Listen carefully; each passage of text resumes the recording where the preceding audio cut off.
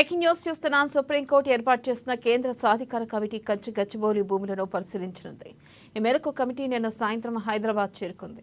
Committee 2 రోజుల పాటు నగరంలో పర్యటించనుంది. పర్యావరణ అటవీ శాఖల సాధికార కమిటీ చైర్మన్ సిద్ధాంత దాస్ సాధికార కమిటీకి చైర్మన్గా వ్యవహరిస్తూ ఉండగా ఇక సిపి గోయల్, సునీల్ లిమాయి, జేఆర్ భట్ సభ్యులుగా ఉన్నారు. తాజ్ కృష్ణ హోటల్లో బస చేసిన ఈ కమిటీ హైదరాబాద్ సెంట్రల్ యూనివర్సిటీకి చేరుకుంటుంది. అనంతరం కంచ గచ్చిబౌలి భూములను క్షేత్రస్థాయిలో పరిశీలించి వాస్తవ పరిస్థితులపై అధ్యయనం చేయనుంది.